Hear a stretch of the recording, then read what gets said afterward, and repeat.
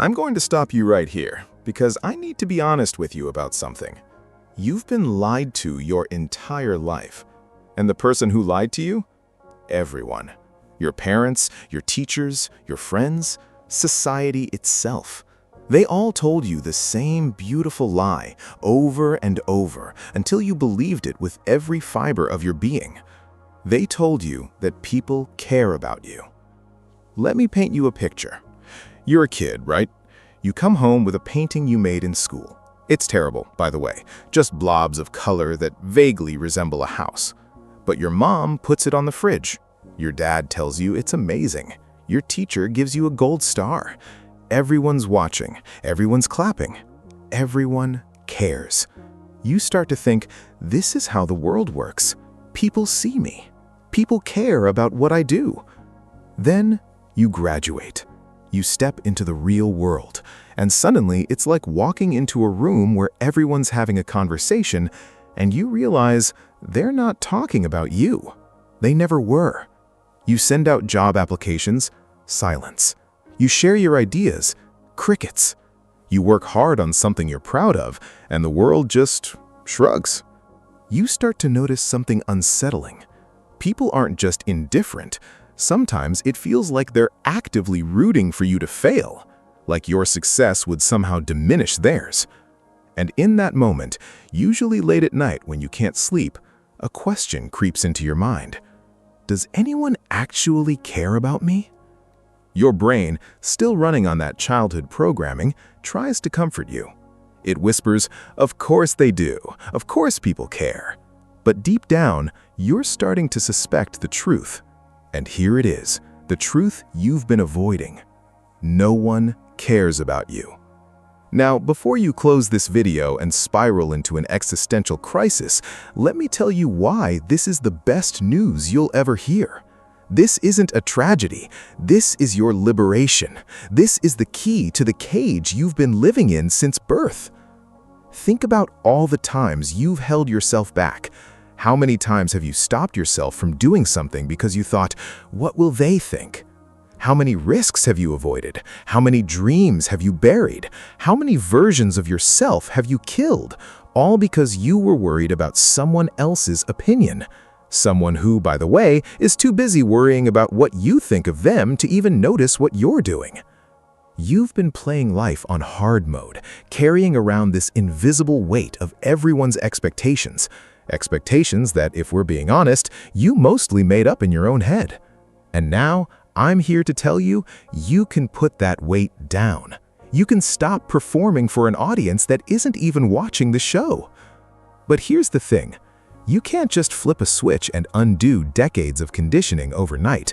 Your brain has been programmed since you were born to seek approval, to please others, to make sure everyone around you is happy with your choices.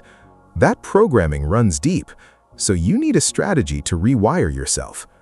Every single time you catch yourself thinking about what someone else will think of you, you need to interrupt that thought.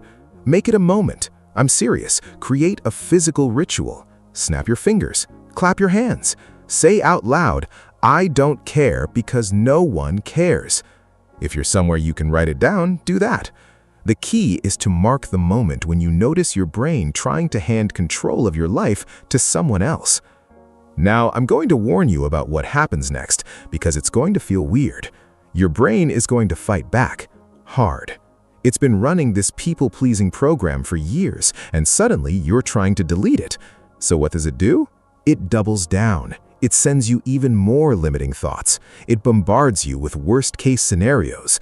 What if they think you're selfish? What if they think you're arrogant? What if they judge you? Your brain is going to throw everything it has at you because it thinks it's protecting you. Let it come. Just because a thought shows up in your head doesn't mean you have to believe it. Thoughts are like clouds. They pass through. You don't have to grab on to everyone. When that limiting thought appears, just observe it. Let it float by. Calmly disagree with it. Do your ritual. And here's the beautiful part. Make it fun. Turn it into a game. Over time, your brain will get the message. It will rewire, and you'll become the master of your own life again. But liberation isn't just about stopping the old behavior. It's about building something new in its place. And the foundation of that new life is this simple truth. You need to focus on you.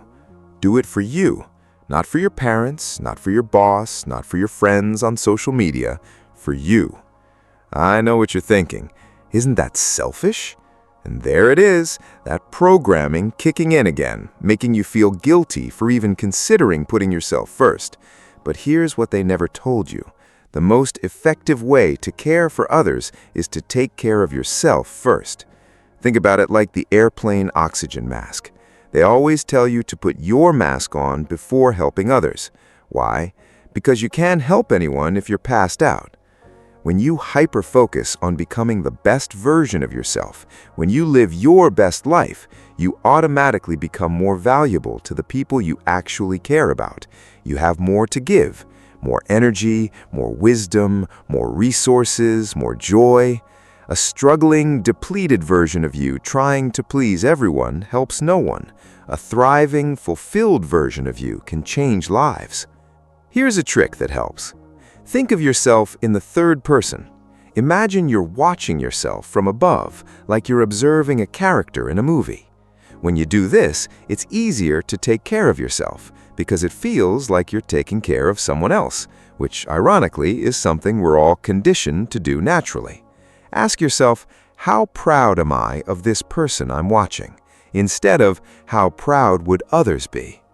Picture your future self looking back at this moment. Would future you be proud of the hard work, the intentionality, the courage you're showing right now?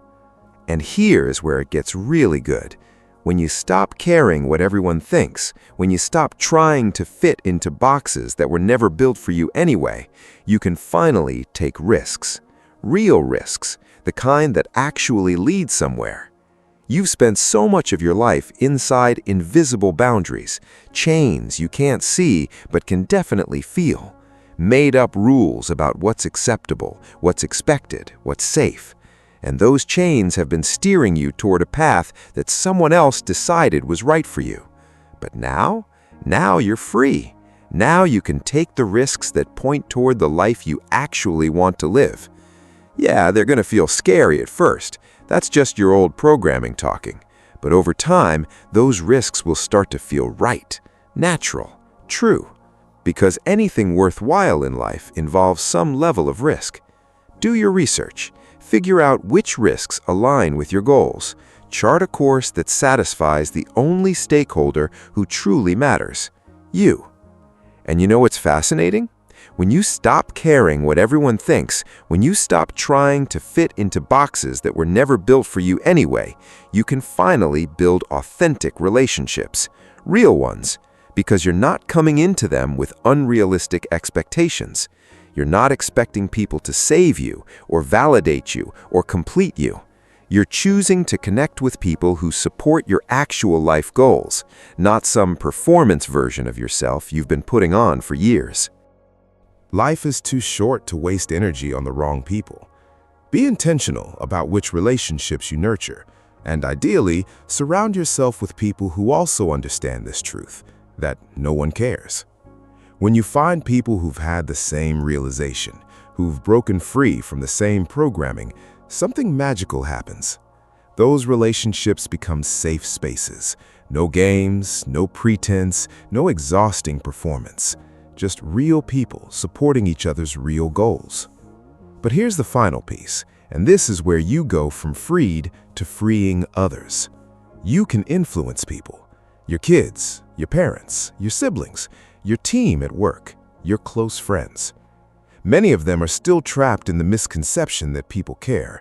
They're still performing, still exhausting themselves trying to meet invisible standards, still letting phantom opinions control their lives.